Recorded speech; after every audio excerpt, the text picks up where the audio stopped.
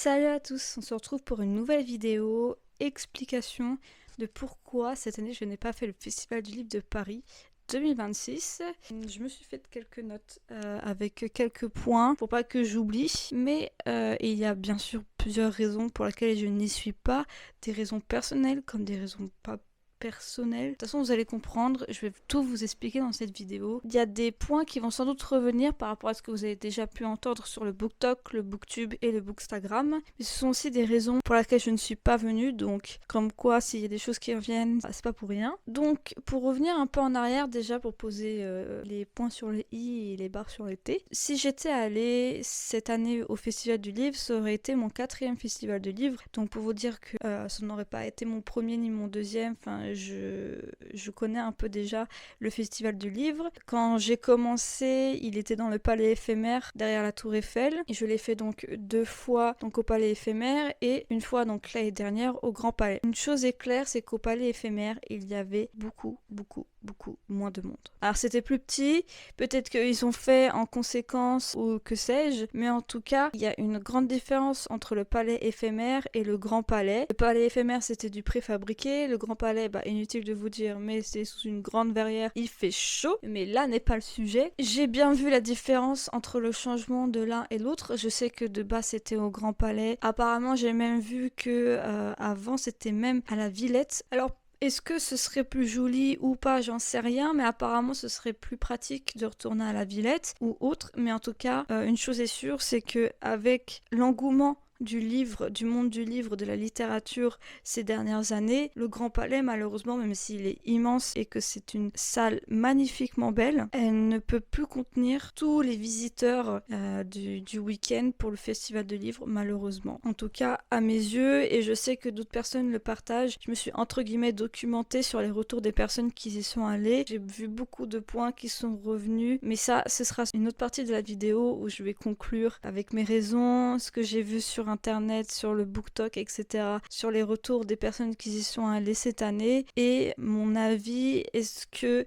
ça m'aurait plu ou pas d'y aller cette année. Je vous laisse voir ça en fin de vidéo. Mais pour commencer, raison numéro 1 pourquoi je ne suis pas allée cette année, tout simplement le travail. Alors l'année dernière, c'est tombé sur ma période de stage, là où je travaille aujourd'hui actuellement, c'est donc le même endroit, le même patron, etc., les mêmes horaires et tout. Mais l'année dernière, comment dire, j'avais un peu plus de liberté en tant que stagiaire, donc j'ai pu m'absenter plutôt le vendredi et le samedi poser ma journée, je crois, si je ne dis pas de bêtises. Donc le vendredi, c'était surtout pour faire la grande dictée parce que moi, c'est un truc que j'ai adoré faire dès ma première édition au Festival du Livre. Mais si je dis pas de bêtises, j'en ai fait que 2. La première, c'était la dictée des grands jeux et la seconde, donc c'était l'année dernière au Petit Palais, donc en face du Grand Palais. Et j'ai beaucoup aimé, j'adore beaucoup. Mais l'année dernière, j'en ai profité, donc vu que c'était juste en face, j'en ai profité pour aller au festival, faire un petit tour, effectuer peut-être les premiers achats. Si je dis pas de bêtises, j'avais acheté la version Festival du Livre de Un été à New York. Donc c'est juste la jaquette qui change. Sinon, c'est la même couverture pour tous les livres. Si vous avez suivi la sortie de ce livre, il y a eu différentes jaquettes en fonction d'où vous l'achetez. Celui-là, c'était le Festival du Livre et moi, je voulais absolument celui du Festival du Livre parce que la jaquette est magnifique. Mais surtout parce que le Festival du Livre, c'est qu'une fois par an et je savais que ce serait encore plus rare que si ça aurait été la jaquette de librairie, la jaquette de Leclerc, si je dis pas de bêtises, il y avait, je sais plus. Mais en tout cas, je savais qu'il y avait différentes jaquettes en fonction dont on l'achetait. Et moi, je voulais absolument celle du FLP 2025. Mais en tout cas, les différentes raisons que je vais vous citer à la suite vont confirmer le fait que dans tous les cas, que je ne pouvais pas ou que je ne voulais pas, ça aurait rien changé. Donc voilà, si cette année je ne suis pas allée, c'est parce que donc aujourd'hui je suis salariée et donc pour pouvoir y aller, il faut que je pose des jours de congé. Mais cette année, j'avais pas très envie de poser un jour de congé et de toute façon, avec les points que je vais vous citer après, je n'ai pas jugé nécessaire de poser un jour de congé dans tous les cas. Deuxième raison qui va confirmer la précédente, la billetterie pour le Festival du Livre ainsi que pour les dédicaces. Alors, je pense qu'on va se comprendre si vous avez essayé ou réussi même de prendre des places, mais ça a été un enfer sur Terre. Je m'explique. La billetterie a ouvert un mois environ avant le festival, donc le week-end, et dès les premières minutes, les premières heures, tout a été dévalisé. Pourquoi? Parce que dès l'ouverture de la billetterie, jusqu'à quelques jours avant le festival, il y avait les tarifs préférentiels, donc les tarifs gratuits, et ça a été dévalisé. Et moi, l'année dernière, je n'avais pas le même souvenir. Moi, l'année dernière, j'avais réussi à avoir des places au dernier moment, enfin quelques jours avant, voire quelques semaines avant, sans pour autant qu'il y ait la guerre. Les horaires étaient pas non plus sold out, quoi. Tout était encore disponible à des tarifs préférentiels jusqu'à quelques jours avant. Donc moi, l'année dernière, je suis allée avec ma mère et mon copain. Le premier jour, j'étais toute seule, mais j'étais accompagnée et j'avais réussi à leur prendre des places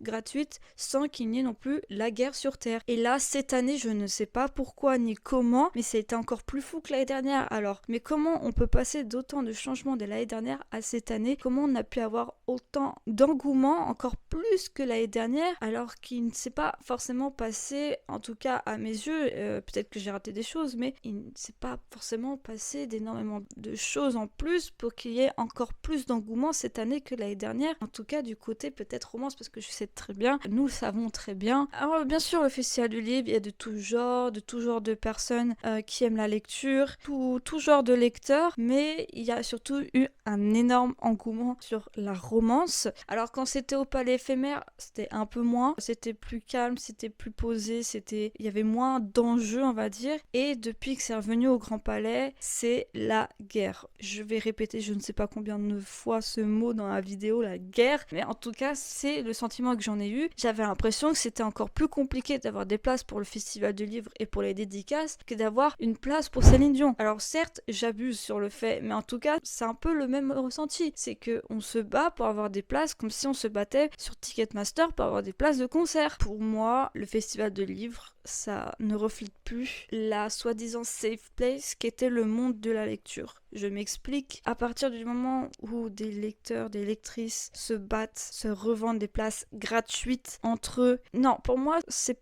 pas ce qu'on a envie d'avoir dans le monde de la lecture, c'est pas ce qu'on a envie d'avoir le week-end du festival de livres, c'est pas des choses que j'ai envie de vivre, j'ai pas envie que cette safe place se transforme en tout l'inverse en fait. Pour moi, je suis désolée, mais c'est pas comme ça que j'ai envie que le monde de la lecture évolue, encore moins le monde du BookTok. C'est quelque chose qui a pris beaucoup d'engouement, malheureusement c'est comme toutes les communautés, dans toutes les choses qui prennent de l'engouement, à partir du moment où ça évolue en mal malheureusement, et les choses, comment dire, nous échappent. Alors, je dis pas qu'il y a des personnes qui doivent contrôler ça, et j'en suis plutôt contre. Pour moi, une chose pareille, il n'y a pas des gens qui devraient dicter les codes du BookTok, ils devraient avoir le contrôle sur le BookTok. Justement, le but du BookTok, c'est que chacun est libre de partager sa passion, chacun est libre de vivre comme il veut sa passion, mais là, j'ai l'impression que le festival de livres, c'est plus ce que c'était. C'est tombé en même temps que Coachella, donc bon, ça a été très drôle, il y en a qui ont dit que c'était le Bookchella, je suis d'accord, c'est très drôle. Mais malheureusement, là, on est sur à peu près, je dirais pas le même exact engouement, c'est deux choses qui ne sont pas comparables, mais ce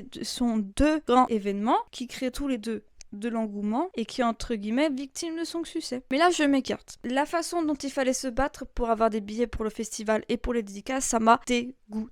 Clairement. Alors déjà, je n'ai réussi à avoir aucune dédicace pour le festival. Et pourtant, je m'étais pas, entre guillemets, limitée. Depuis que j'ai commencé dans le monde du livre, je m'étais toute seule dégoûtée des dédicaces. Ça, c'est le sujet d'après. Mais en tout cas, je voulais pas acheter des livres pour me les faire dédicacer comme j'ai pu faire l'année dernière et augmenter encore plus ma palle, alors déjà qu'elle est énorme. Mais en tout cas, je m'étais limitée aux livres que j'ai déjà et qui ne sont pas dédicacés. Moi, ce que je voulais ce week-end, c'était Morgane Monco, mais malheureusement, elle dédicaçait pas le dimanche, le jour où je voulais aller, mais sinon c'était Aimé Lou et donc Lou Garance, Aimé Bianca. Mais malheureusement, je n'ai pas eu de place parce que en quelques minutes, et je ne sais pas si c'était même en quelques secondes, tout a disparu, tout était parti, tout a été pris. Et c'est ce que j'ai vu après les conséquences de tout ça derrière. Des personnes revendaient les places alors qu'elles étaient gratuites à la base. Mais c'est quel genre d'immoralité? Non mais honnêtement, je trouve que c'est quelque chose qui est totalement immoral, qui n'a pas de sens et qui franchement c'est se foutre de la tronche des personnes qui ne pouvaient pas avoir de place, qui n'ont pas réussi à en avoir, et c'est abuser de ces personnes de faire une chose pareille. C'est comme toutes les personnes qui arnaquent pour les places de concert. cher, qu'ils les revendent plus cher qu'elles l'ont acheté, etc. Alors certes, c'est le jeu dans le sens où l'offre et la demande, il n'y a plus d'offre, mais il y a énormément de demande. Donc, transforme quelque chose de gratuit en quelque chose de payant. Mais je ne suis désolée, pour quelque chose de payant, à la rigueur, je peux comprendre. Mais pour quelque chose qui est gratuit et le revendre, c'est quelque chose de totalement immoral à mes yeux. Je ne sais pas ce que vous en pensez. Je sais que d'autres personnes ont été indignées de ce genre de comportement et je suis d'accord avec ces personnes qui ont cet avis-là. Mais bien sûr, tout le monde est libre d'avoir son avis là-dessus, de voir les choses différemment. Peut-être que je n'ai pas le point de vue extérieur ou autrement, mais en tout cas, de mon point de vue, le mien, de ce que j'ai vu, de ce que j'ai vécu, j'ai trouvé ça vraiment dégueulasse de faire une chose pareille. Comment en 2026 on peut encore profiter des personnes? On est censé être dans une safe place où chacun doit être bienveillant envers les autres. Il y a tous les jours de nouvelles personnes qui rejoignent le BookTok, qui créent un compte ou qui est juste lecteur, qui est juste spectateur, on va dire. Et comment on peut accueillir les personnes de cette manière? Comment on peut donner une image aussi dégueulasse de cette communauté qui avant était belle, qui était authentique, qui était bienveillante? Aujourd'hui, des personnes qui profitent des nouvelles personnes, qui profitent des personnes qui ont envie d'aller au festival du livre, qui sont complètement hypées par ça. Comment on peut en arriver là? Enfin bref, je n'ai pas eu mes dédicaces, je n'ai pas eu mes billets pour le festival, enfin j'aurais pu, mais en voyant que je n'avais pas de dédicaces, je me suis même pas pris la peine de me battre pour avoir des places. Honnêtement, même si j'avais eu mes dédicaces, j'aurais été prête à payer mes places pour le festival, ça y a pas de souci. Mais là, j'aurais été dégoûtée de l'expérience, ça y a pas à dire.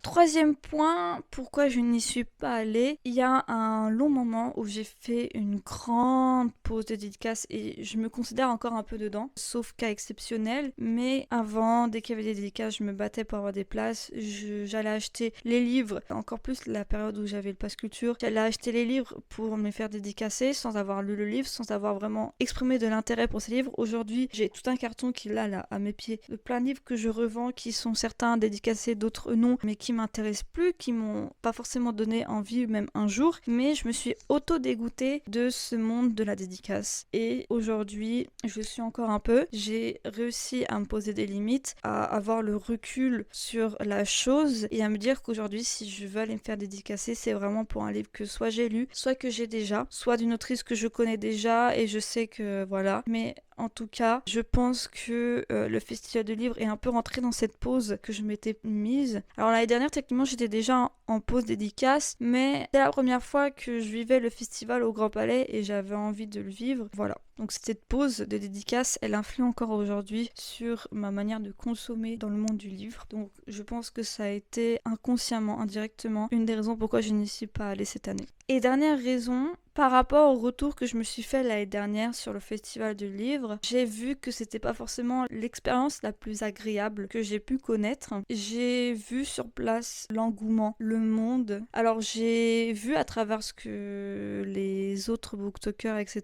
ont partagé sur les réseaux, que apparemment cette année c'était encore pire. Il y a eu l'histoire avec les balcons, ça je ne saurais pas dire si c'est vrai ou si c'est faux, si c'est une fake news qui a été un peu trop partagée. Mais en tout cas j'ai vu des personnes le démentir. Mais bon, ça c'est encore un autre point que je vais parler à la fin de la conclusion. Mais en tout cas, l'année dernière déjà, j'avais beaucoup trop chaud. Alors certes, bon, c'est un peu logique, on est sous une verrière avec le soleil, ça tape, il fait chaud, bref. C'est la logique, c'est la science. Mais moi je suis quelqu'un de très frileuse et du coup j'ai très froid vite et j'ai très chaud vite. Je suis trop sensible en fait. Ça j'ai peur, hein, c'est mon corps. Mais l'année dernière, j'avais la chance d'être accompagnée. Donc ça m'a permis l'année dernière d'avoir la compagnie, de ne pas être seule dans cette guerre. Mais cette année, je savais que j'allais être seule ou pour du moins j'aurais pu être accompagnée de ma mère, mais je savais très bien que autant pour elle que pour moi ça aurait pu être une expérience qui nous aurait dégoûté et je suis heureuse aujourd'hui de me rendre compte que j'ai bien fait de pas y aller. Malheureusement c'est comme tous les événements, quand il prend de l'engouement, il y a un enjeu qui se crée derrière, un enjeu commercial. Et je savais qu'en y allant cette année, j'allais tomber dans cette spirale où j'allais peut-être me faire avoir par toutes les personnes qui jouent de cet enjeu commercial. Mais là, je me perds entre ma conclusion et entre le retour de l'année dernière. Mais en tout cas, l'année dernière, je pense que j'ai été un peu trop overbookée. C'est pas le bon mot, mais en tout cas, c'est ce qui me vient en tête. En tout cas, j'ai eu une très bonne expérience complète du début jusqu'à la fin. Et je pense que ça m'a suffi. J'ai eu beaucoup de dédicaces, j'ai eu beaucoup de goodies. En tout cas, l'expérience, je l'ai vécue à fond de A à Z. D'autant plus que j'étais aussi invitée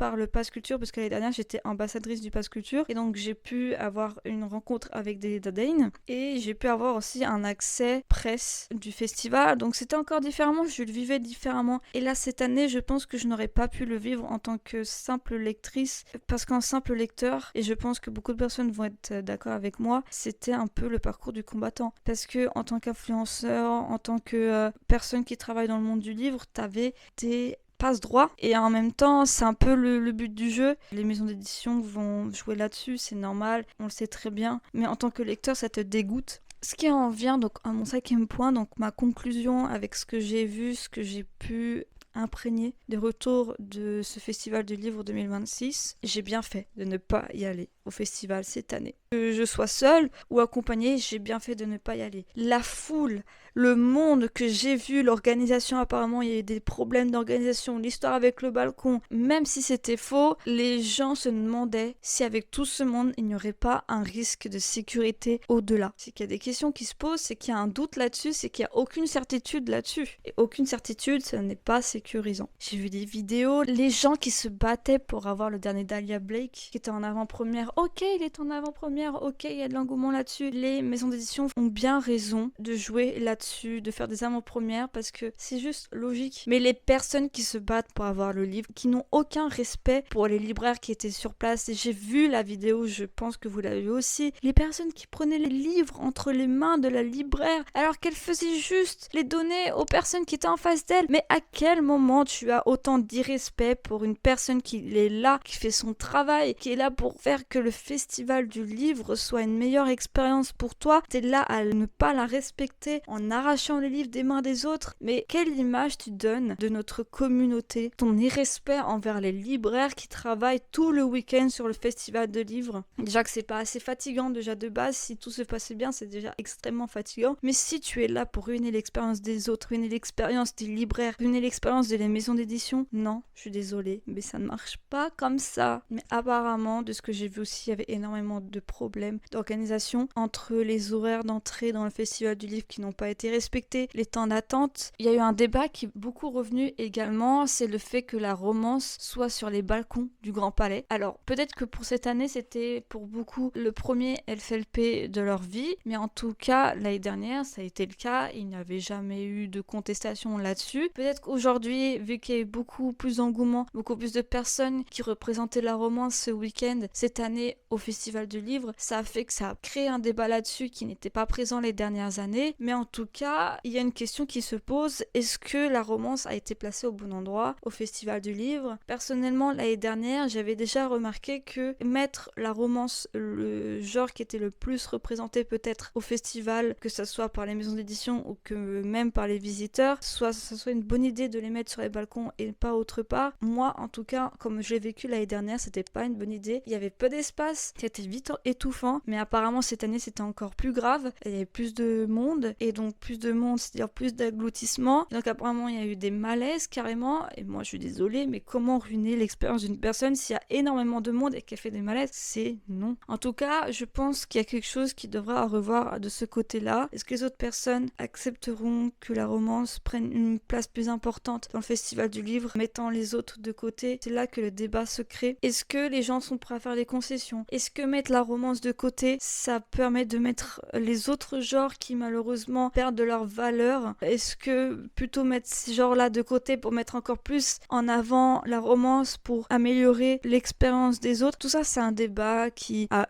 énormément de points de vue, qui est tellement compliqué à avoir une réponse exacte. En tout cas, à mes yeux, il y a vraiment quelque chose sur l'organisation à revoir. Alors, comme le disait le Festival de Livre, comme tout événement, il y a de l'attente, certes, mais en tout cas, je pense que pourquoi ça crée autant de débats, c'est que cette année, ça n'a pas respecté ce qu'on a pu avoir les dernières années où ça a été très bien organisé, il n'y a pas eu de problème sur les temps d'attente, etc.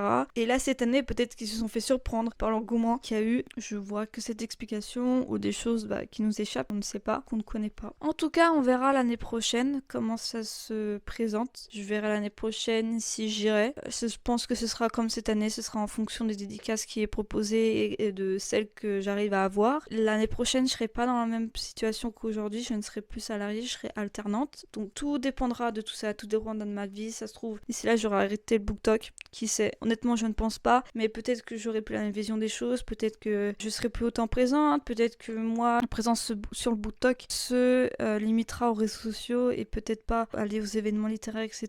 Je ne sais pas. Mais en tout cas, je suis mitigée. Je suis énormément mitigée. Je bascule vers le négatif que sur le positif, en tout cas. Et je pense que ça se voit clairement par rapport à ce que j'ai dit, tous les points que j'ai abordés sur cette vidéo. Mais voilà. Affaire à suivre pour l'année dernière, affaire à suivre pour l'année prochaine plutôt. Pour les personnes qui me suivent sur Instagram, de toute façon vous étiez déjà au courant à peu près pourquoi j'y allais pas. Vous étiez au courant que je n'y suis pas allée de toute façon. L'année dernière j'avais bombardé les stories. Voilà, j'étais contente, j'en avais profité, c'est le but. C'est le but. De toute façon, moi si j'y vais c'est pour pas profiter, ça sert à rien d'y aller. Je pense que j'ai dit tout ce que j'avais à dire. Pour les personnes qui sont allées, j'espère que vous avez passé un bon moment, que vous avez vécu une belle expérience, que vous avez pu atteindre tous vos objectifs du week-end que vous avez envie d'avoir, que vous avez eu les dédicaces que vous vouliez, que vous avez eu les avant-premières que vous vouliez, que vous avez pu rencontrer un maximum de personnes, vivre un maximum de moments positifs. En tout cas, c'est tout ce que je vous souhaite. Et maintenant, plus qu'à attendre l'année prochaine. L'année dernière, je vous ai fait un vlog de mon week-end. Cette année, je vous fais une explication pourquoi je ne suis pas allée. À voir si l'année prochaine, ce sera pas encore pire. En tout cas, je vous souhaite que du bien.